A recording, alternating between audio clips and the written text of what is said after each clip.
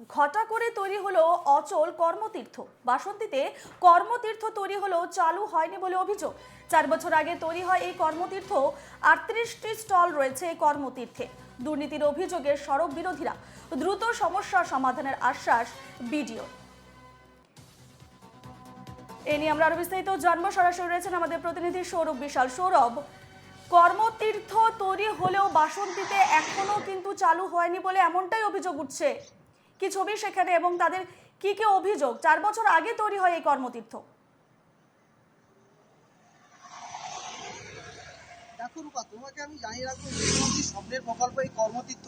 আর এই কর্মতীর্থ দীর্ঘ 4 বছর আগে বাসন্তী সোনাগাঁতে তৈরি হলেও আজও চালু হয়নি। এই নিয়ে বিরোধীরা সরব হয়েছে।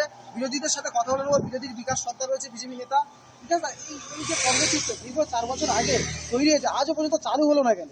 সে কর্মতীর্থ তৈরি হয়েছে বাসন্তীর প্রত্যন্ত গ্রাম অঞ্চলে গরিব মানুষদের জন্য, কিন্তু গরিব মানুষ এখানে এই কর্মতীর্থের যে দোকান ছিল সেই দোকানে তাদের স্থান হয়নি, তারা বঞ্চিত। কিন্তু পেয়েছে কারা? শাসক দলের ঘনিষ্ঠ নেতাদের পরিবার পরিজনের মানুষজন পেয়েছে। রাতের অন্ধকারে গোপনে সেটা লটারির মাধ্যমে তারা কিন্তু পেয়েছে। আজও পর্যন্ত সেই কর্মতীর্থ চালু হয়নি। তাদেরকে প্রশ্ন করা হলে, অর্থাৎ শাসক দলকে প্রশ্ন করা হলে, ভিডিওকে প্রশ্ন করা হলে ভিডিওর বক্তব্য টেকনিক্যাল ফল্ট, কিন্তু কি যে টেকনিক্যাল ফল্ট সেটা জনসম্মুখে তুলে ধরুক, আমরাও চাইছি। কিন্তু গরিব মানুষ কেন এই কর্মতীর্থের দোকান পেল না সেটা আমরা ভারতীয় জনতা পার্টির পক্ষ থেকে জানতে চাই। এই মুহূর্তে বাসন্তী ব্লকের গরিব মানুষ তারা বঞ্চিত। শাসক দলের নেতারা তাদের যে পরিবার পরিজনের মানুষজন আছে কর্মতীর্থ স্থান পেয়েছে, সেখানে দোকান না চালু হয়ে রাতের অন্ধকারে পার্টি অফিসে পরিণত হয়েছে এই কর্মতীর্থ। সরকারি টাকায় কয়েক লক্ষ টাকা খরচা হয়েছে, জনগণের টাকা। সেই জনগণের টাকাগুলো নিয়ে আজকে তারা লুট করেছে এবং কাটমানির বিনিময়ে সমস্তরা পেয়েছে শাসক দলের ঘনিষ্ঠরা। এটা দুর্ভাগ্যজনক। এছাড়াও কথা বলবো এলাকার স্থানীয় বাসিন্দা। দাদা, এই যে কর্মতীর্থটা তৈরি হয়েছিল বেকার ছেলেগুলোদের জন্য, এখনো পর্যন্ত সেটা চালু হলো না কেন? আমাদের এখানে দীর্ঘদিন যাবৎ বেকার যুবক যুবতীর জন্য সারা ব্লক ব্যাপী পশ্চিমবঙ্গে ব্লকে ব্লকে একটা করে কর্মসূচি গড়ে ওঠে। আমাদের কাছে 38টা দোকান এখানে চালু হয় এবং রাতের অন্ধকারে কারোর অজান্তায় নিজেদের মধ্যে ভাগ বন্টন করে শাসক দলের নেতারা এবং বিডিও, এর সঙ্গে আধিকারিকরাও জড়িত।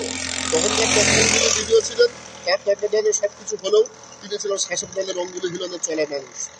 আমরা চাই যে এইটা যেসব বেকার যুবক যুবতী যারা পেয়েছে বা লটারির মাধ্যমে যারা পেয়েছে, আমরা চাই না তাদের বিরোধ করতে বা করতে, কিন্তু একটা প্রজেক্ট যেহেতু গভর্নমেন্টের কর্মতীর্থ, সেটা চালু হোক এবং সেখানে বেকার যুবক যুবতীরা তারা দোকান খুলুক, চলুক, একটা মার্কেটের মধ্যে সুপরিবেশ তৈরি হোক। রাতের অন্ধকারে যদি পার্টি অফিস হয়, মদ মাংস দিয়ে ফুর্তি হয়, হয়, এগুলোকে আমরা বর্জন করি, কারণ এগুলো আমরা বিরোধীরা এটা অভিযোগ তুলছে যে এই যে কর্মতীর্থ মুখ্যমন্ত্রী স্বপ্নের প্রকল্প, আর এই স্বপ্নের প্রকল্পে তৃণমূলের নেতাদের নেতৃত্বে এখানে মদ মাংস এবং জুয়া নিয়ে একটা পিকনিক স্পট তৈরি করে ফেলেছে। বিরোধীরা এমনটাই অভিযোগ তুলছে। একেবারে বিশাল, এই কর্মতীর্থের উদ্দেশ্যই কিন্তু হচ্ছে বেকার যুবক যুবতী কর্মসংস্থান। সেক্ষেত্রে বাসন্তীর বেকার যুবক যুবতীরা কতটুকু ফলপ্রসূ হয়েছে এই কর্মতীর্থ প্রকল্পে তার ছবি আমরা দেখতে পাচ্ছি। সেক্ষেত্রে স্থানীয় বেকার যারা যুবক যুবতীরা রয়েছে তাদের কি মন্তব্য, তারা এই মুহূর্তে কি বলতে চাইছে?